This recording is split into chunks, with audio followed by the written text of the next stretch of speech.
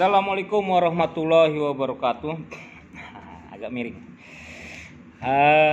Sorry yang tadi pagi WA dan telepon juga, Pak. Tolong jelasin bagaimana sih tentang arisan. Hukumnya seperti apa? Bagaimana kalau orang tidak membayar dan sebagainya. Contoh kasus, dia ini kerja di luar kota, ada juga kerja di luar negeri. Kerja di luar negeri, kenal di Facebook, ikutlah online. Dia sudah berjalan, sudah jutaan rupiah dia ikut online. Mungkin dia baru sadar, atau dia nggak punya uang lagi. Dia bayar tuh dia berhenti, dia tidak ingin meneruskan.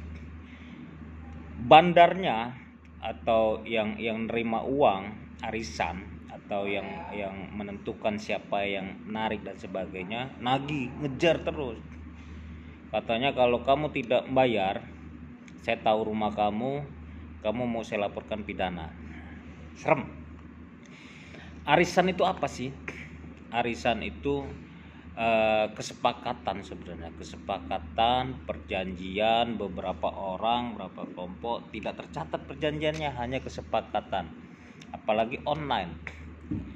Nah, orang ini sudah bayar terus tidak bayar, bagaimana hukumnya? Bagaimana kalau kita atau saya sudah bayar terus saya belum narik, itu saya tidak bisa dipidana, dan saya tidak bisa dipidana. Tidak boleh dia bilang kamu telah pidana. Pidananya dari mana?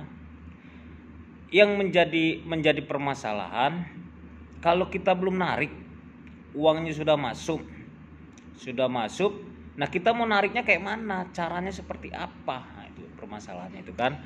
Karena kita tidak kenal orang itu, karena online. Jadi saran saya, arisan itu ya kesepakatan itu harus jelas, karena syarat sahnya itu harus jelas, bentuknya ada.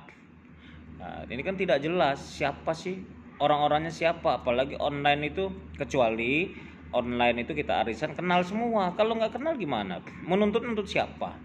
Mau mulai siapa?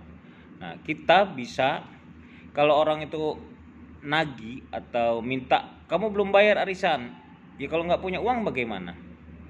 Orang yang jelas, yang tidak online, itu aja bisa kok tidak bayar atau tunda. Atau kalau saya narik arisan supaya 10 orang, saya baru bayar 8, terus saya nggak bayar lagi karena nggak ada uang atau uangnya kepakai.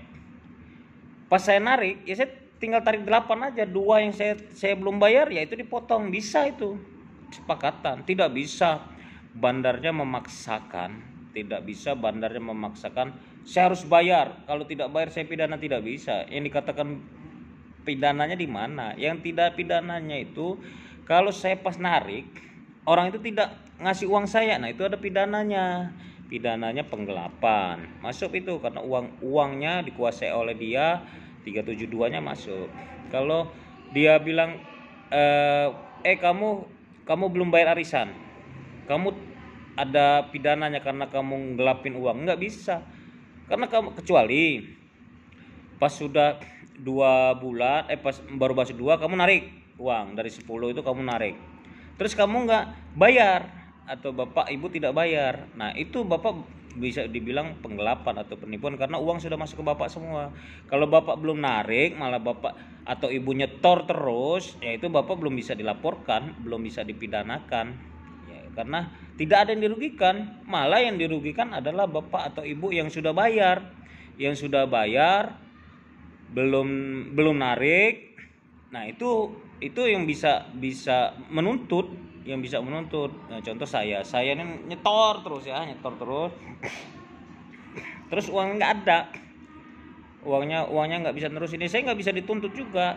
Nah, saya paling minta, mana uang saya sudah masuk, saya dulu narik arisan, umpamanya 10 orang, saya baru bayar 5, saya narik terus kita bilang limanya, saya narik 5 aja, sisanya kasihkan yang narik, artinya kamu bisa ngatur gitu.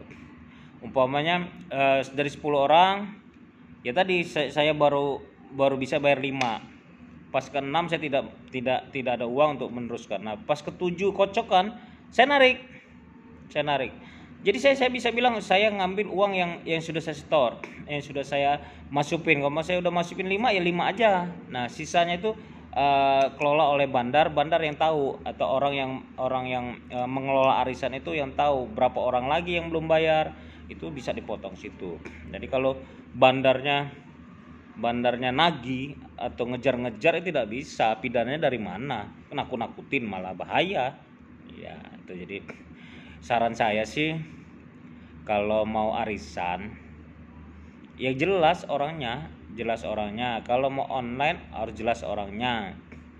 Jangan kita tidak jelas, itu bahaya juga. Nah, juga untuk yang ngadain arisan juga online bisa saja, karena itu kesepakatan tidak tertulis.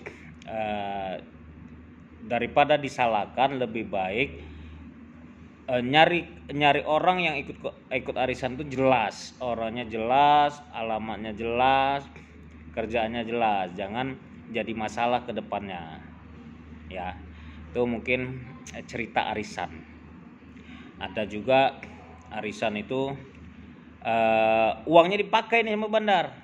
Uangnya dipakai bandar bagaimana? Nah, itu bandar juga bisa dilaporin, malah bandarnya bisa dilaporin karena bandarnya menggelapkan uang. Oke, itu aja sedikit masukan sebagai pendapat hukum. Kalau saudari ingin lebih jelas, bisa by phone lewat saya, bisa komen juga di bawah. Saya tunggu komen, saya tunggu teleponnya di YouTube Tony Sastrajaya. Semoga semua YouTube saya, semua konten hukum saya dapat diterima, dapat membantu masyarakat melalui hukum. Jadi saya harap konten-konten hukum saya ini mendapat ilmu, yang mendengar, yang melihat, yang menonton mendapat ilmu, supaya kita masyarakat banyak, khususnya di Lampung Tengah, kita tidak buta hukum, menjadikan hukum sebagai panglima. Kalau kita sudah menjadikan hukum sebagai panglima, berbuat yang negatif, berbuat yang tidak benar, kita akan mikir bahwa hukum ini berlaku, dan kita juga tidak bisa dimain-mainkan kalau sama orang-orang yang ngerti hukum. Ya, Tony Sastrajaya, DPRD Kabupaten Lampung Tengah. Assalamualaikum warahmatullahi wabarakatuh. Tabik pun.